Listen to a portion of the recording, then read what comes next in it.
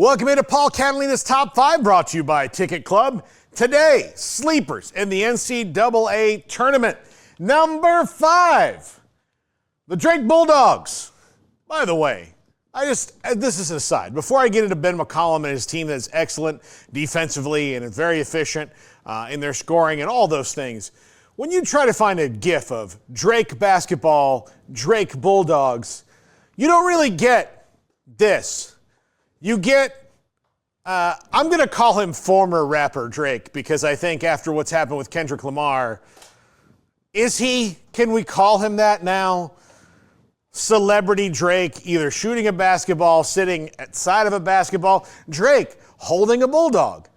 Not this, which is what I want. And I kind of suspected that would be the case, but it was annoying because I wanted a nice motion graphic for you today. But because of Drake, so Kendrick, feel free to put this in your next track. Because of Drake, there are no good Drake basketball gifts. So, I don't know if that's up there with Serena or A minor or any of the other things, but I think it should be, because it was really annoying because it was like 300 graphics I looked through and nothing. And there's probably fans that have made some.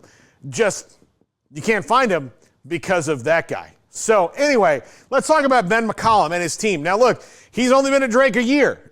He and Darren DeVries are two of the top candidates for the Indiana job, according to Jeff Goodman of the Field of 68. Now, will either of them get it? We still don't know. But the reason he is up for this, he's won 4 national titles at the Division II level, and this team is really, really, really good. They play great defense. They are very efficient scoring. Mizzou, who they have to play, also very good, but certainly on upset alert because of Ben McCollum and Drake, who might be Ben McCollum and the Hoosiers in a few short days. Or maybe Ben McCollum and Drake again for another year. We'll see. Moving on. Number 4, McNeese. Will Wade,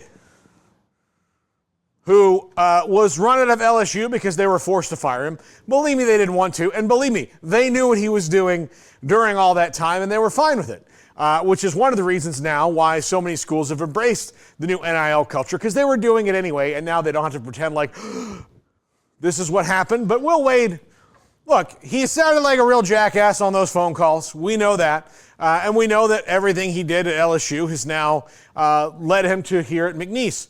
He will be playing against his alma mater, the Clemson Tigers, in the first round of the NCAA tournament as a 12 and a 5 seed. As good as Clemson is, I think Will Wade gets them. I think they're in the Sweet 16. This team is super fun to watch, and he might be on his way back to the ACC because the NC State Wolfpack, at least their fans, we haven't heard, obviously, from their athletic director yet on this, but the fans have a first choice for their job, and it is WW Will Wade right here. Big upset alert for Clemson in the first round, going against one of their own in Will Wade. Number 3, Georgia. Mike White has one of the most bizarre coaching swaps in the history of the world.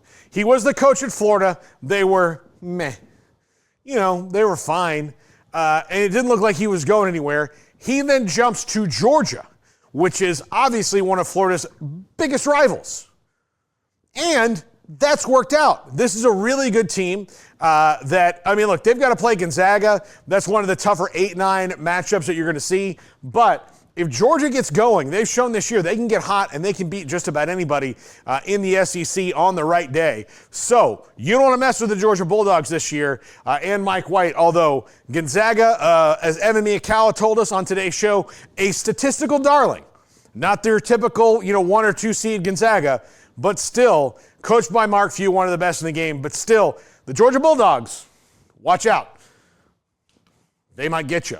Grand Canyon, Bryce Drew. Did you know that most calorie deficit calculators don't work? My dietitian recommended the Lasta to me, and it turned out to be the only one that got my calorie deficit right. Thanks to it, I lost 14 pounds in 1 week. Ready to kickstart your journey to healthy weight loss? Calculate your ideal calorie deficit using the Lasta app right now.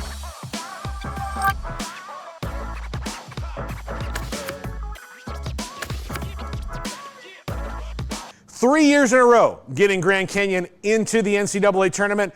Really an amazing job there, and he may not be long for that job either, because people are going to come after him for some of those big-time open jobs. So this is a team really dangerous. Look, they've got a tough draw with Maryland, who's very good, as their 13-4 matchup, and then likely a matchup with Memphis in the second round, and Penny Hardaway's done a great job there this year, especially if they get Tyrese Hunter going for the Tigers. But Grand Canyon, a very dangerous team, and very dangerous for the Maryland Terrapins.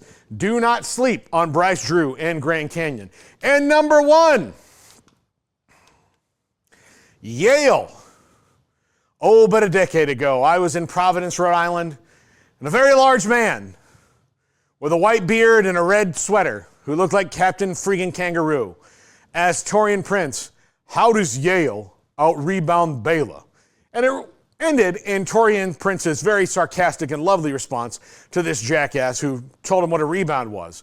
But Yale's been here before. They've upset people. They've upset Baylor. They beat Auburn in the first round last year, this year's number 1 overall seed. And who do they have this year? The constantly unlucky in every single sport, Texas A&M Aggies. No matter how good it gets, there's always somebody out there to pull the football away from them, like Lucy and Charlie Brown. Well, could it be Yale? A lot of people seem to think so, in that A&M a little bit new to this. Yale has a lot of veteran players. There's a really good team coming out of the Ivy League, and they have done this before, and they are not afraid of you no matter who you are. So, Yale, big-time sleeper, big-time Cinderella potential for them and the Aggies, who need to do something because, hey, maybe it's the College World Series where you're right there and lose. And then you lose your coach to your biggest rival. Or it's a game where you have tons of opportunities in football to beat Texas, but you don't. Or you have more than a decade to improve your program to a place beyond Texas in every regard because you went to a stronger conference with more money and more exposure. And then Texas just joins it, and you're just right back where you started. The unluckiest team, perhaps, in the history of college athletics. Not to mention, not to say that they don't get in their own way, but if this happens to them and they lose to Yale like Auburn and Baylor have done in the past, they need to go, walk over a bridge with the troll that they answered the riddle wrong and get it right this time. Go to New Orleans and cast a voodoo spell, something, because this team is unlucky. If there's somebody's shoelace that's going to be untied, it's probably maroon and white. That's going to do it for the show. That's going to do it for the top 5. Tomorrow, we're at Big 12 Pro Days. Thursday, we're at Big 12 Pro Days. So we will see you then from Frisco.